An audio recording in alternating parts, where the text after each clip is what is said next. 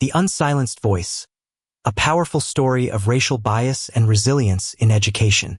I want to know, what did this video connect with in you, and where are you? Comment below. The wrought iron gates of Northwood Academy loomed, intricate and imposing against the crisp autumn sky. They seemed to whisper of tradition, privilege, and a world Nia Johnson was only just beginning to enter. Sunlight glinted off the polished brass nameplate. Northwood Academy, EST 1888. Nia, a slender 13-year-old with wide, thoughtful eyes and braids neatly framing her face, clutched a sketchbook to her chest. Her uniform, a navy blazer, crisp white shirt, and plaid skirt, felt stiff and unfamiliar, a stark contrast to the worn jeans and paint-splattered t-shirts she usually favored. She took a deep breath, the scent of freshly cut grass and old stone filling her lungs. Beside her, Nia Johnson, her mother, exuded a quiet confidence. Imani was a woman who commanded attention without demanding it. Her tailored pantsuit, the color of deep burgundy, spoke of her success as a social activist, a champion of equality who fought tirelessly for marginalized communities. Her hair was styled in natural curls, a statement of pride and heritage. A single, elegant silver necklace, a gift from Nia's grandmother, rested against her throat.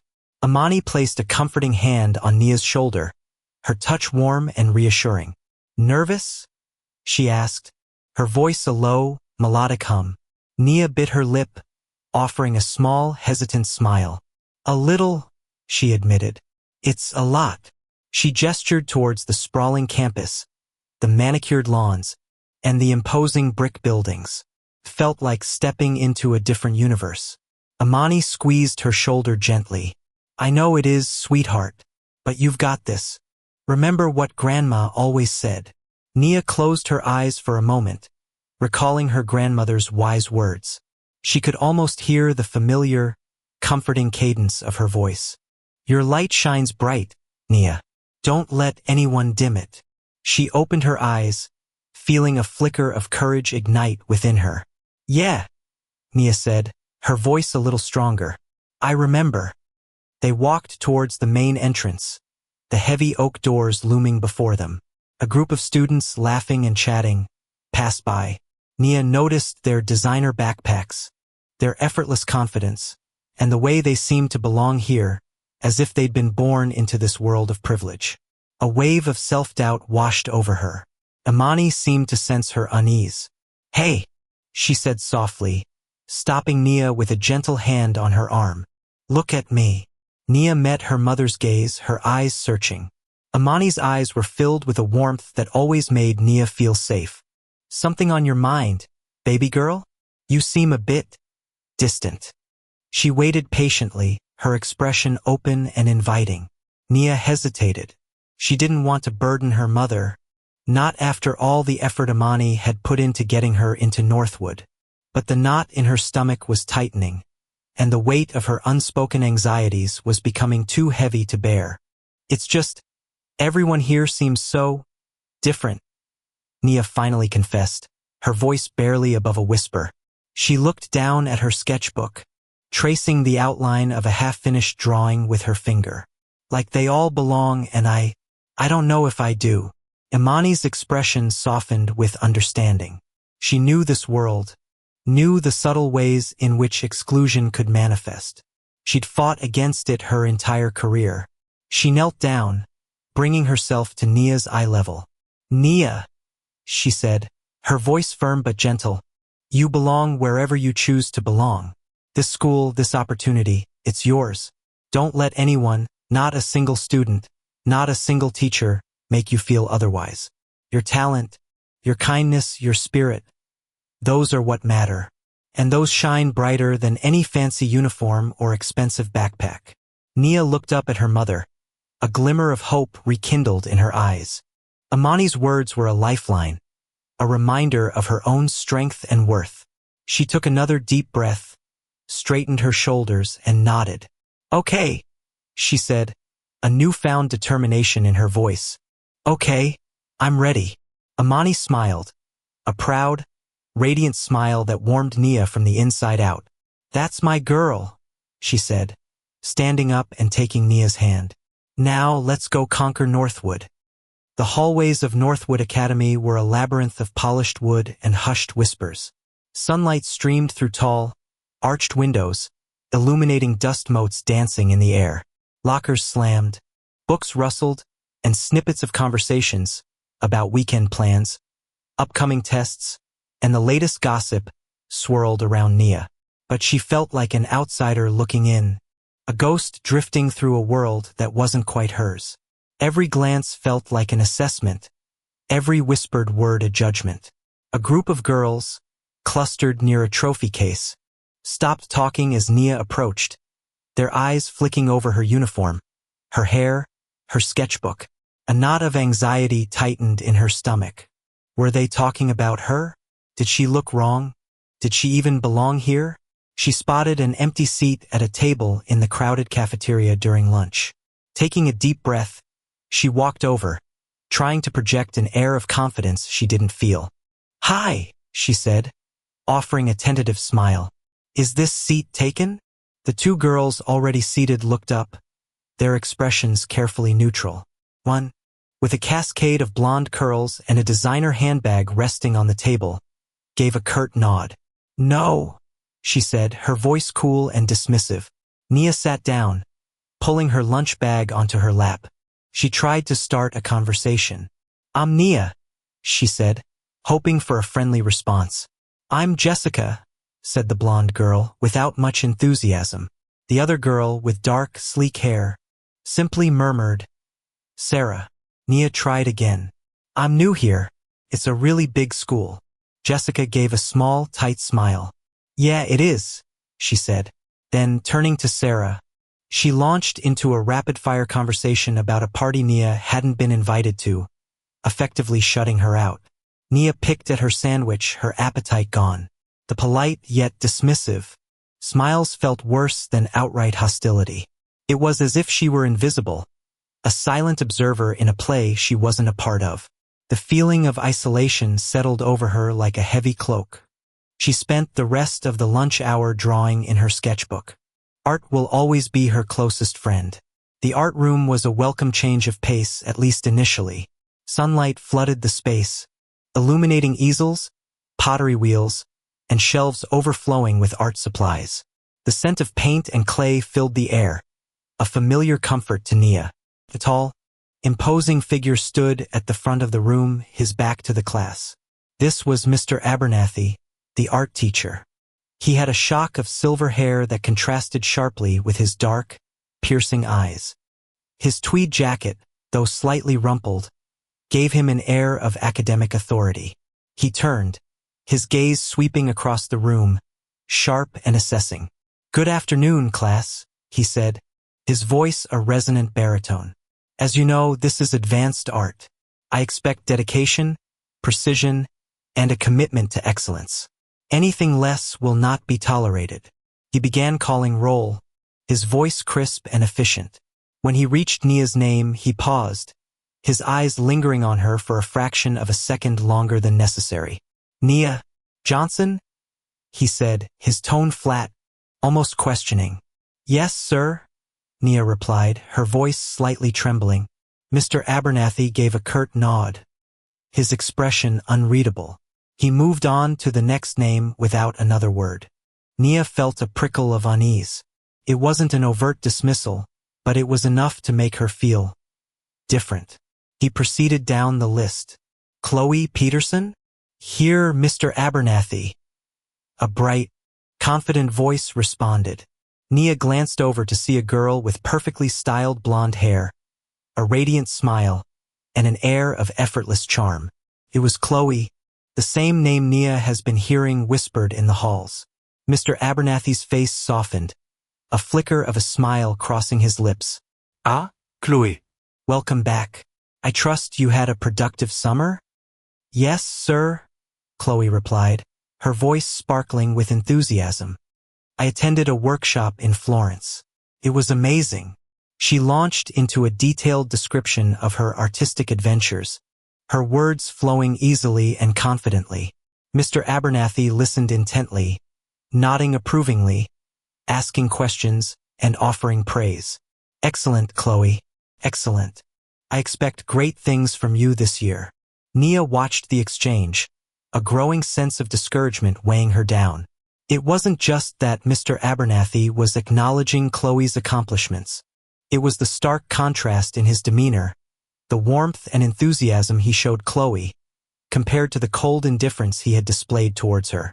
It was as if they were speaking two different languages, and Nia wasn't fluent in the one that mattered here. The seed of doubt, planted earlier in the day, began to sprout, its tendrils wrapping around her heart. Maybe I'm not good enough, she thought, her gaze dropping to her sketchbook, the lines of her drawing blurring slightly. Maybe I don't belong here after all. The following days in Mr. Abernathy's class followed a disheartening pattern. Nia, eager to participate and share her ideas, would raise her hand during discussions, her heart pounding with a mixture of hope and apprehension. But time and again, Mr. Abernathy's gaze would slide past her, as if she were invisible. He would call on Chloe, on Jessica, on other students who, more often than not, were white. Mr. Abernathy? Nia ventured one afternoon during a critique of still life sketches. I had a question about the use of negative space in this composition. Mr. Abernathy, who was standing near Chloe's easel, didn't even turn his head. Yes, Chloe? He said, his attention firmly fixed on Chloe's work. Chloe, with a slight, almost apologetic glance at Nia, proceeded to ask a question about shading techniques. Mr. Abernathy answered at length, offering detailed advice and encouragement. Nia slowly lowered her hand, her cheeks burning with shame and frustration. It wasn't just that her question was ignored. It was the feeling of being unseen, of having her voice silenced, her presence minimized. Each instance, though small on its own, chipped away at her confidence, leaving her feeling increasingly isolated and inadequate. Am I doing something wrong? She wondered. Is my work not good enough? Or is it me? The internal monologue became a constant, nagging presence, a chorus of self-doubt that threatened to drown out her passion for art. She found herself sketching less, her hand hesitating over the blank page, the joy she once felt replaced by a gnawing anxiety. The cafeteria, once a place of hopeful anticipation, now felt like a battleground. Nia retreated to a corner table, far from the boisterous groups of students. The clatter of cutlery, the buzz of conversation, seemed to amplify her loneliness. She picked at her food, her appetite non-existent. She watched other students, laughing, sharing stories, their faces animated and carefree. They seemed to navigate this social landscape with ease, a stark contrast to her own awkward struggles, and the constant feeling of being an outsider. She pulled out her sketchbook, seeking solace in the familiar act of drawing. But even here, the joy felt muted, the lines hesitant and unsure. The faces she drew were blank, their expressions mirroring her own sense of emptiness. Evenings at home were usually a haven, a time for Nia to relax, unwind, and share her day with Imani. But lately, she found herself constructing a careful facade, a mask of okay, that concealed the turmoil inside. How was school, honey? Imani asked one evening, as they sat at the kitchen table, the aroma of Imani's famous vegetable curry filling the air. Nia forced a smile.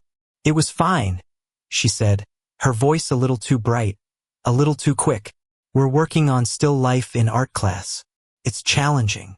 Imani, ever perceptive, studied her daughter's face. Just challenging? She asked gently, her eyes searching. You seem a little quiet tonight. Nia shrugged, avoiding her mother's gaze. Just tired, I guess. It's a lot of work, keeping up with everything. Imani reached across the table and took Nia's hand.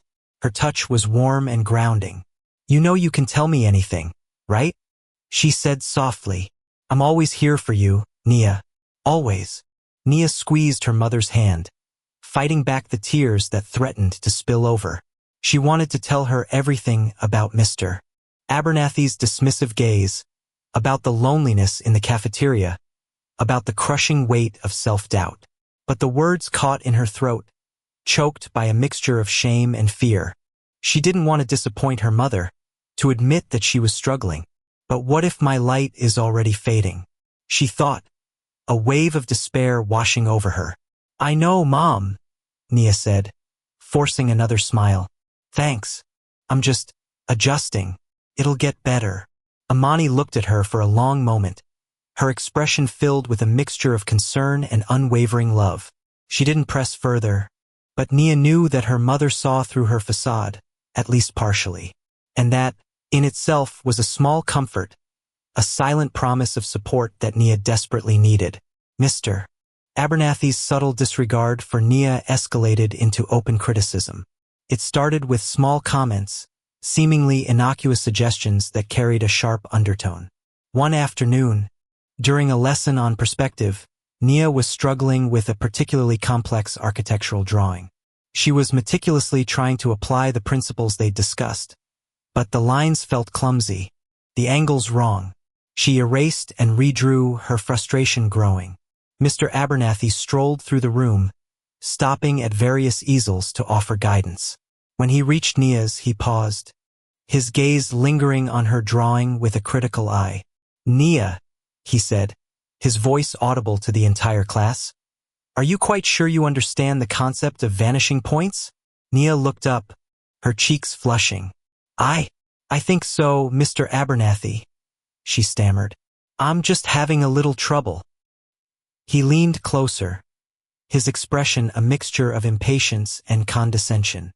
It appears so, he said, his voice laced with a subtle sarcasm. Perhaps you should revisit the basic exercises before attempting something so ambitious. He gestured towards Chloe's easel, where a near-perfect rendering of a cathedral was taking shape. Observe Chloe's work. Notice the precision, the understanding of form. That is what you should be striving for. A few students snickered. Nia felt her face burn with humiliation. It wasn't just the criticism itself. It was the public nature of it, the feeling of being singled out and belittled in front of her peers. She wanted to disappear, to melt into the floor and escape the weight of Mr. Abernathy's gaze and the judgmental eyes of her classmates. He moved away, leaving Nia in silence and shame. Later that day, during a review where students shared the inspiration for their artworks, Nia tried explaining her piece about the beauty of imperfections in nature. Mr. Abernathy interjected. That concept is quite interesting, Nia, he said, drawing out her name with a hint of mockery, the word interesting dripping with unspoken disapproval. But perhaps you should concentrate on mastering the fundamentals first, before venturing into such abstract territory. The art show preparations were in full swing. It was a major event at Northwood, a chance for students to showcase their best work and compete for awards. Nia, despite her growing self-doubt, had poured her heart and soul into a large-scale charcoal drawing of a vibrant, overgrown garden, a scene that represented her own inner struggle and yearning for acceptance. The day before the show, Mr. Abernathy was conducting final critiques. He moved from easel to easel, offering praise and encouragement to most students. When he reached Nia's drawing, he stood in silence for a long moment, his expression unreadable. Nia held her breath, her heart pounding in her chest. She'd worked so hard on this piece, pushing through her anxieties and insecurities, pouring all her emotions onto the paper. Finally, Mr. Abernathy spoke, his voice cold and dismissive. Nia, he said, I'm afraid this simply isn't up to par. Nia's heart sank. But she stammered, trying to defend her work. He cut her off. The composition is chaotic, the technique is sloppy, and the overall effect is amateurish. He turned to the class, his voice rising. This class is a perfect example of what happens when you prioritize emotion over technique. Art requires discipline, precision, and a clear understanding of the fundamentals. This, he gestured dismissively at Nia's drawing, lacks all of those qualities. A wave of laughter rippled through the room. Nia felt tears prick her eyes, her vision blurring. She wanted to scream, to tear the drawing to shreds, to run away and never come back. The humiliation was complete, the weight of it crushing her. Mr. Abernathy continued his critique, his words like daggers piercing Nia's soul. "I'm sorry, Nia, but I simply cannot display this work in the show. It would be a disservice to the other students, and to the standards of this institution." That was the final blow. Nia's carefully constructed facade shattered. Tears streamed down her face, hot and stinging.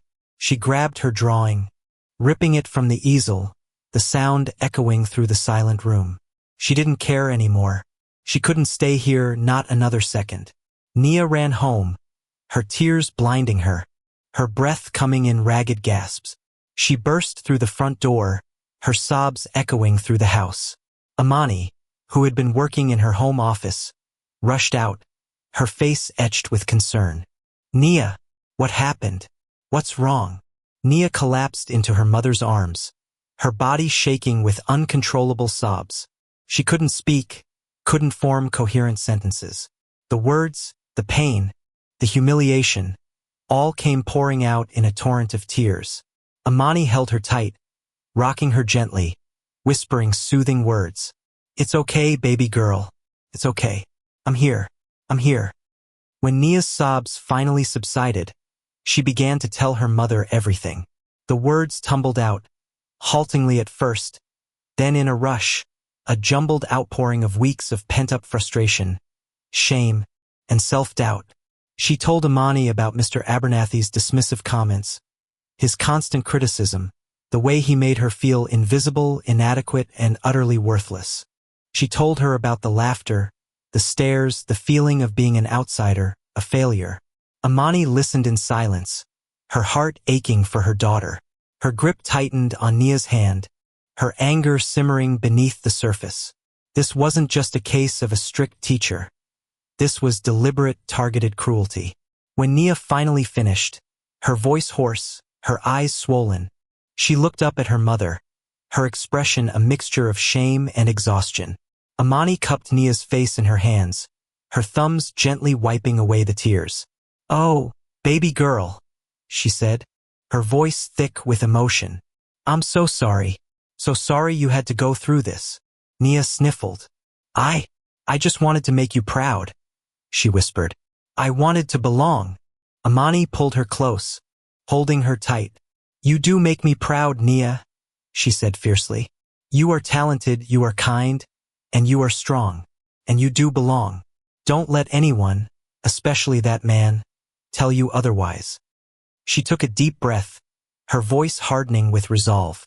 Imani, squeezing Nia's hand, said with unwavering determination, "He will regret the day he decided to hurt my daughter." The night air was thick with unshed tears and simmering anger.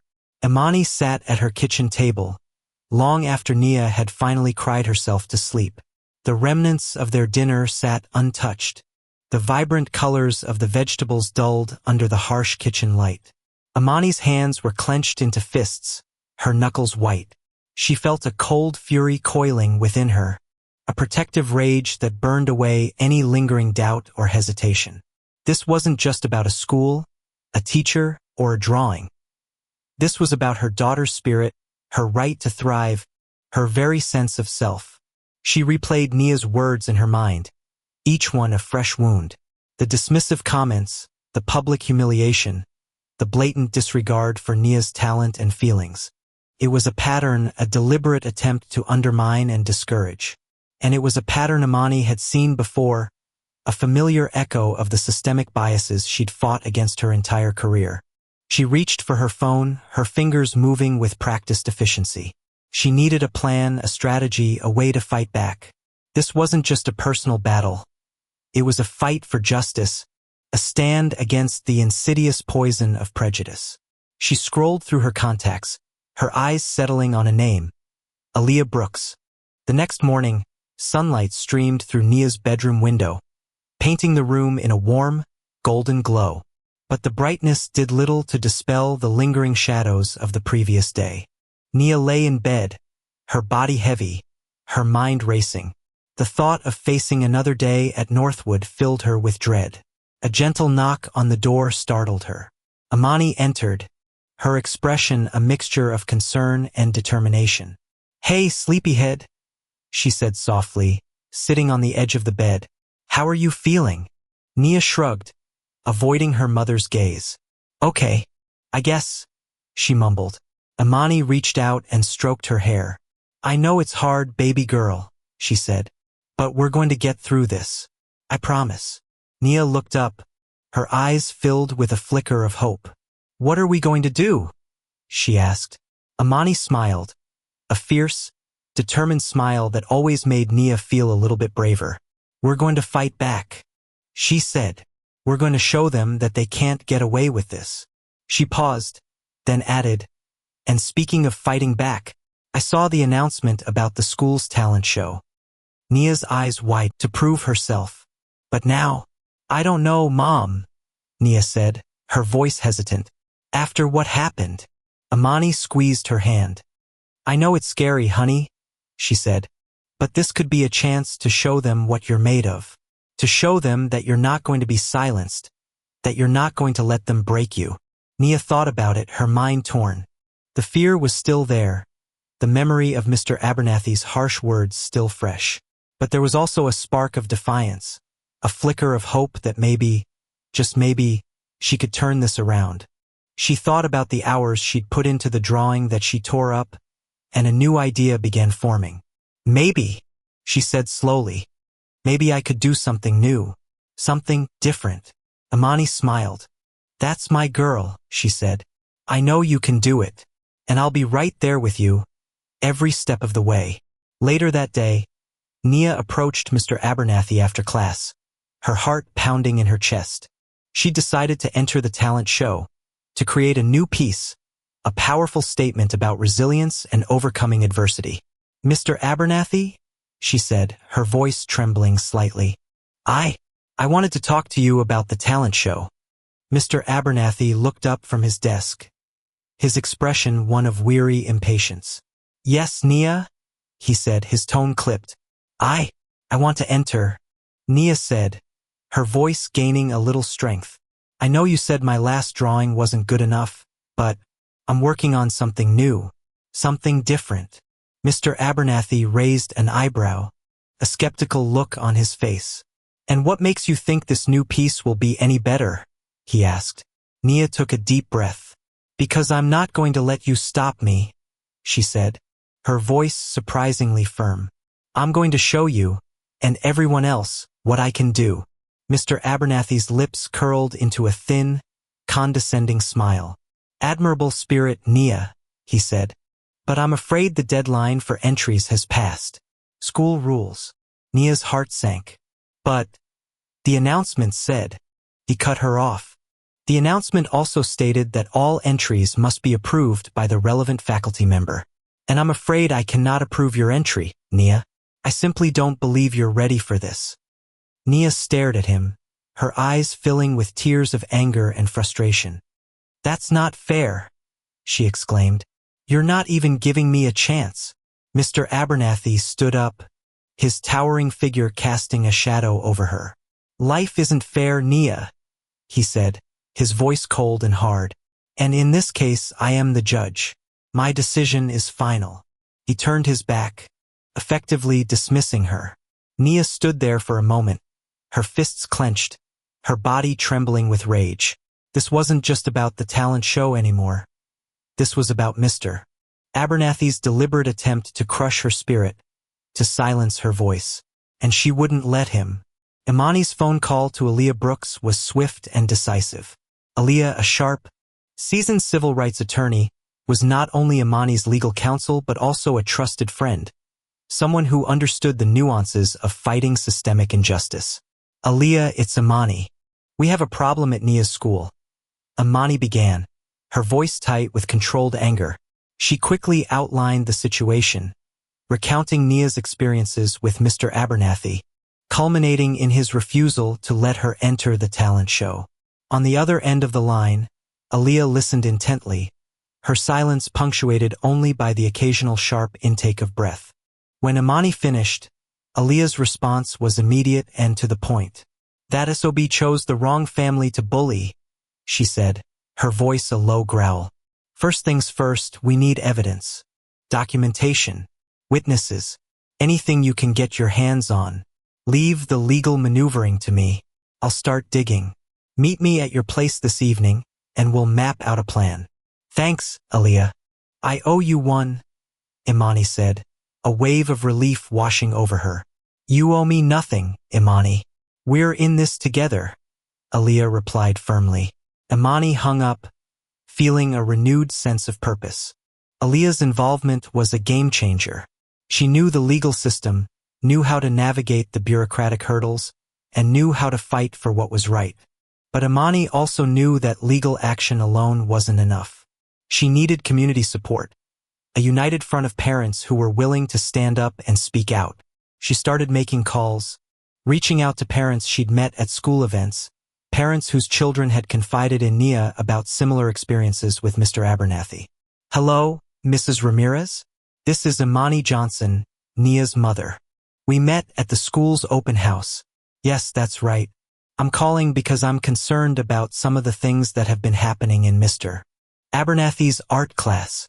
The conversations were difficult, emotionally charged. Some parents were hesitant, afraid of rocking the boat, worried about potential repercussions for their children. But others were angry, frustrated, and eager to join the fight. They shared their own stories, their own observations of Mr. Abernathy's biased behavior. Each conversation strengthened Imani's resolve, fueling her determination to hold him accountable. By the end of the day, Imani had assembled a small but committed group of parents. They represented a diverse range of backgrounds and experiences, but they were united by a common goal: to protect their children from discrimination and ensure a safe, inclusive learning environment for all. Thank you all for coming, Imani said, looking around at the faces gathered in her living room. I know this isn't easy, but it's necessary. Father, Mr. Chen spoke up. My daughter, May, she used to love art. Now she hates going to that class. She says Mr. Abernathy never calls on her, never praises her work. It's heartbreaking. A mother, Ms. Rodriguez, nodded in agreement. My son, Miguel, he's a talented musician. He wanted to audition for the school orchestra, but Mr. Abernathy told him he wasn't ready. He didn't even listen to him play. Another parent, Mrs. Dubois, shared a story about her daughter, who used the N-word and told that she was not welcome to play with them. She said that when she complained to Mr. Abernathy, he dismissed her and said, "Kids will be kids." The stories continued, each one a testament to the pervasive nature of Mr. Abernathy's bias and the damaging impact it had on their children. Imani listened intently, taking notes, her heart heavy with a mixture of anger and empathy. Aaliyah arrived, her briefcase overflowing with documents. She greeted everyone warmly, her presence radiating a sense of calm authority. All right, let's get down to business, she said, taking a seat at the head of the table. Imani has filled me in on the situation, and I have to say, it's worse than I initially thought. This isn't just a case of one bad teacher. It's a pattern of systemic discrimination that needs to be addressed. She opened her briefcase and pulled out a stack of papers. I've drafted a formal complaint to the school board. It outlines the specific allegations against Mr. Abernathy, supported by your testimonies. We'll also be demanding a full investigation into the school's policies and practices regarding diversity and inclusion. Parent Mr. Davis raised a concern. Imani, I admire what you're doing. My son, David, has also felt unfairly treated. But what are we going to do? The school board is powerful. I don't want to risk David's future. Aaliyah addressed his concerns directly. Mr. Davis, I understand your apprehension. It's natural to be worried about your child. But we're not going to let fear silence us. We have the law on our side. We have evidence. And we have a united front. We'll start with the formal complaint. If that doesn't work, we'll escalate. We can go to the media, file a lawsuit, take this all the way to the Department of Education if necessary. We will not back down until justice is served. Imani added, her voice resonating with her experience as an activist. This isn't just about Mr. Abernathy. It's about creating a culture of accountability, a culture where every child feels valued, respected, and empowered. We're not just fighting for our own children, we're fighting for all children. The meeting continued late into the night, the parents and Aaliyah brainstorming strategies, discussing potential obstacles, and refining their plan of action.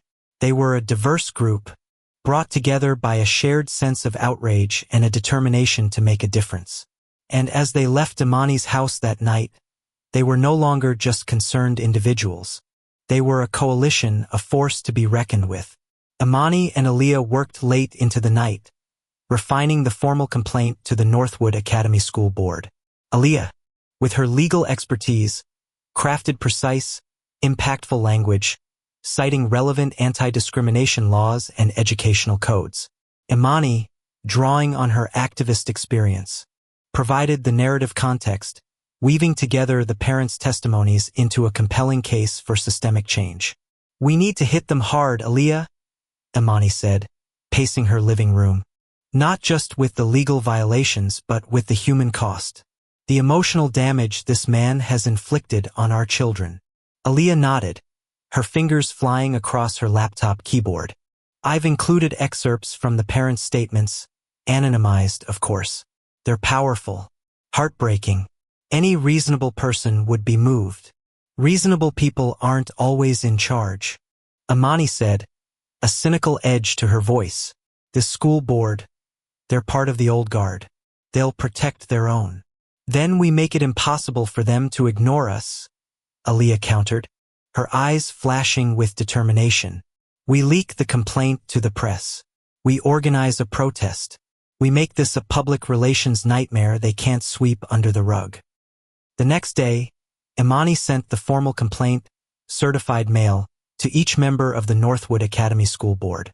She also sent a copy to the school's principal, Mr. Sterling, a man known for his carefully cultivated image of progressive leadership.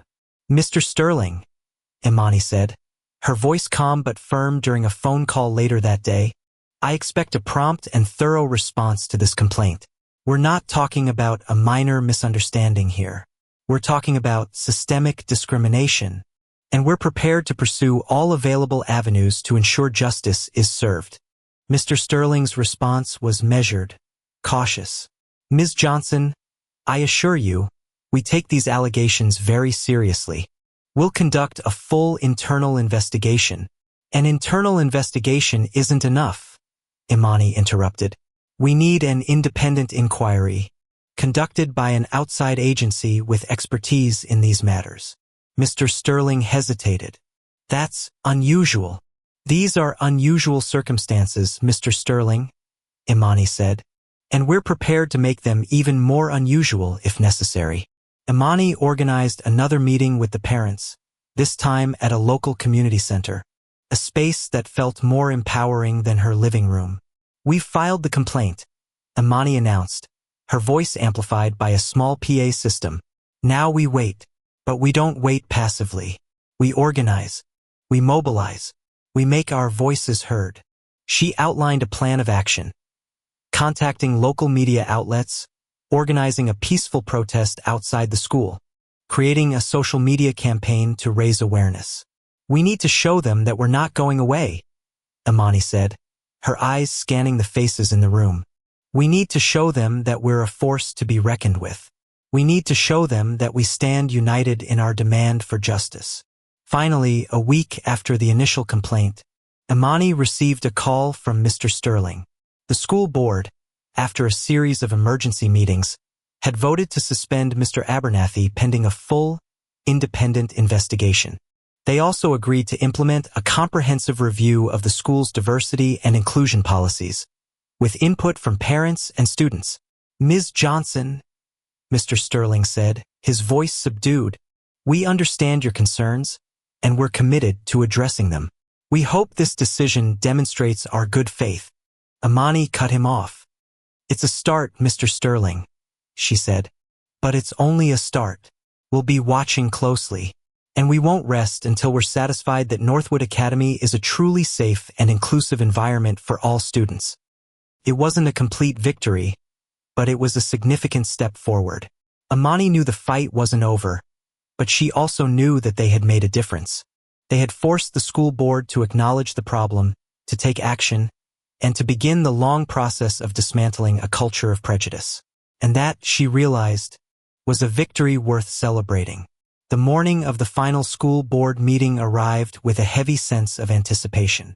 Imani stood in front of her mirror, adjusting her blazer, a deep, powerful blue this time, a color she associated with justice and resilience. Aaliyah was reviewing documents at the kitchen table, her brow furrowed in concentration. The house was quiet, filled with a nervous energy. Nia entered the kitchen, her eyes wide and uncertain. She was dressed simply, in a dress she'd chosen herself, a vibrant print that was a quiet act of defiance. "Mom?" Nia asked, her voice hesitant. "Are you scared?" Imani turned, offering her daughter a reassuring smile. "Not scared, honey," she said. "Determined. There's a difference." She walked over and took Nia's hands. "This isn't just about Mr. Abernathy, Nia. It's about something much bigger. It's about making sure that no other child has to go through what you went through." Nia nodded, her gaze dropping to the floor. "I still don't understand why he didn't like me," she said softly. Imani sighed. "It's not about you, Nia," she said gently. "It's about him. It's about his prejudices, his biases, his inability to see the beauty and potential in everyone." She lifted Nia's chin, forcing her to meet her eyes. "Never let anyone make you question your worth, Nia. Never." Aaliyah cleared her throat, gathering her papers. "Ready?" she asked, her voice calm and professional. Imani nodded. "Ready as we'll ever be." The school board meeting room was packed. Parents, students, teachers, and even a few reporters filled the rows of chairs. The air was thick with tension, a palpable sense of expectation. Mr. Abernathy sat in a corner, his face pale and drawn, his eyes avoiding contact with anyone. Imani, Aaliyah, and Nia sat at the front, facing the board members. Imani's posture was straight, her gaze unwavering. She exuded an aura of quiet strength, a force that commanded respect. The chairman of the board, Mr. Henderson, a portly man with a carefully neutral expression, called the meeting to order. "We are here today," he began, his voice echoing through the room, "to address the allegations of discriminatory behavior by Mr. Abernathy, a teacher at Northwood Academy." He then invited Imani to present her case. Imani stood, her heart pounding but her voice steady. "Thank you, Mr. Henderson," she said. "I am here today not just as a concerned parent, but as an advocate for justice. My daughter, Nia, along with several other students, has been subjected to a pattern of discriminatory behavior by Mr. Abernathy. This behavior has been documented, witnessed, and reported. It is unacceptable, and it must be addressed." She proceeded to outline the specific instances of Mr. Abernathy's bias, the dismissive comments, the public criticism, the denial of opportunities, culminating in his refusal to allow Nia to participate in the talent show. She presented the statements from other parents, the evidence Aaliyah had gathered, the legal precedents that supported their case. "This isn't just about one teacher's bad judgment," Imani said, her voice rising with passion. "This is about a culture of exclusion, a culture that allows prejudice to fester and thrive. This is about the message that Northwood Academy is sending to its students, to its community, to the world." She turned to face the board members directly, her eyes locking with each of theirs in turn. "You have a responsibility, a duty, to ensure that every student at this school feels safe, valued, and respected. You have a responsibility to uphold the principles of equality and justice. You have a responsibility to act." A board member, Ms. Davies, spoke up, her tone defensive. "Ms. Johnson, we understand what you're saying," she said. "We promise a thorough investigation, but we also need time. Mr. Abernathy has been a member of this faculty for many years. We can't simply rush to judgment. Imani's response was swift and sharp. With all due respect, Ms. Davies, time is a luxury that our children do not have. Every day that Mr. Abernathy remains in a position of authority is another day that students are at risk of being harmed by his prejudice. Justice delayed is justice denied. Another board member, Mr. Thompson, tried a different tactic. Ms. Johnson, are you suggesting that Mr. Abernathy is racist? He asked, his tone laced with incredulity. Imani met his gaze unflinchingly. I am suggesting that Mr. Abernathy's actions demonstrate a clear pattern of racial bias, she said. Whether that bias is conscious or unconscious, deliberate or unintentional, is irrelevant. The impact on my daughter and on other students is the same. Aaliyah stepped forward, adding her legal expertise to the argument.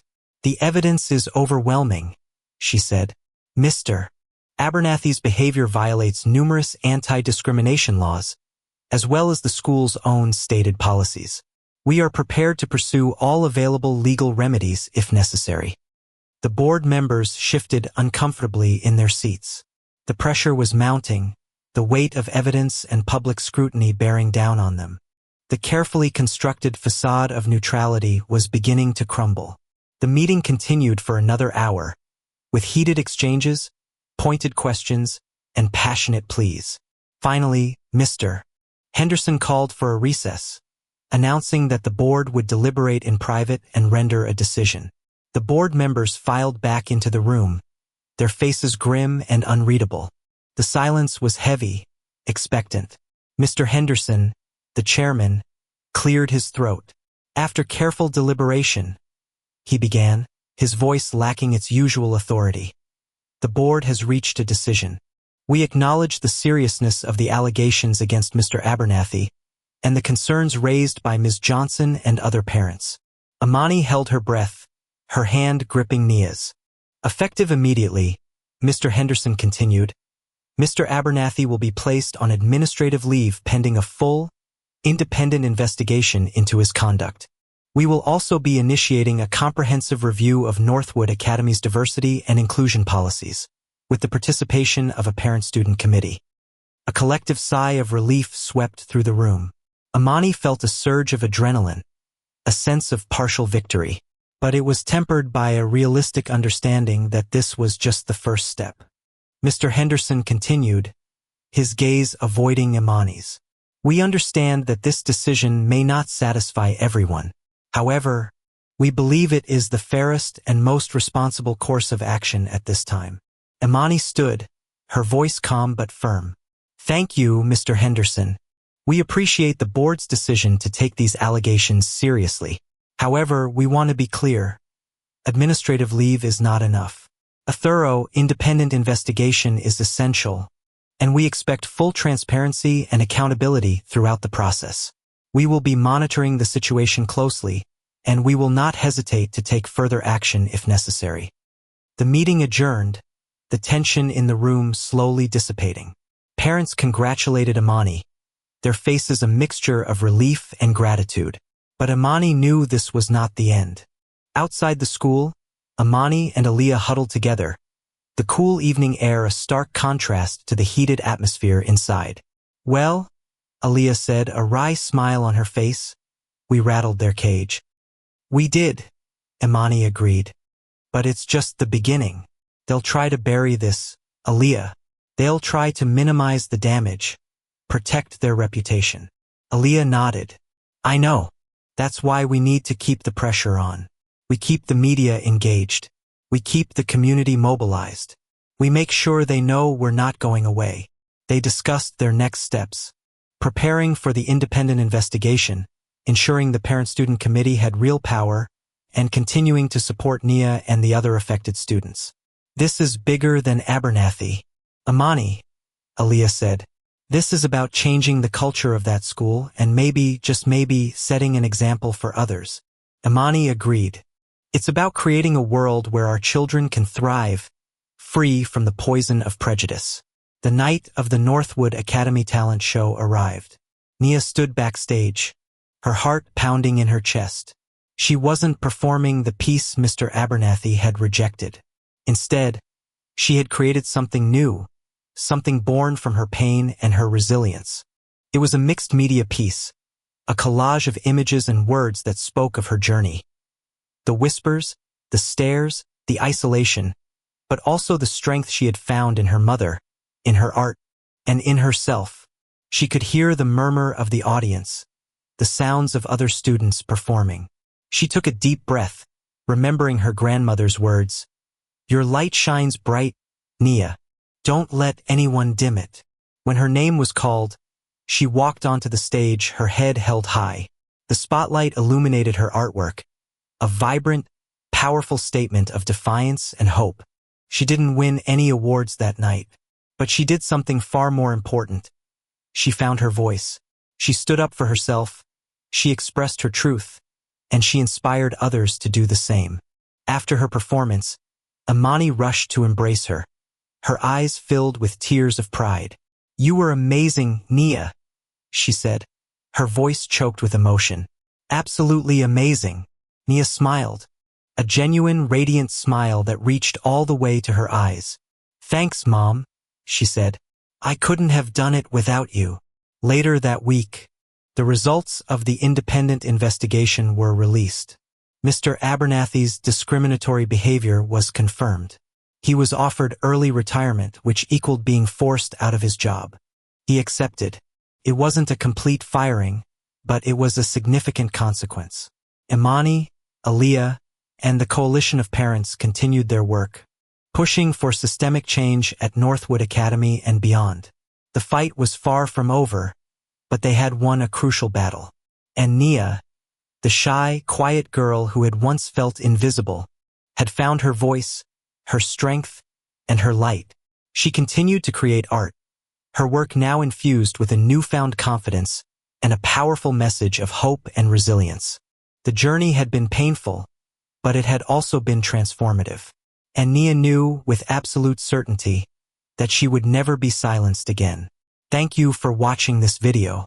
If you liked the story, don't forget to subscribe to our channel so you don't miss new episodes.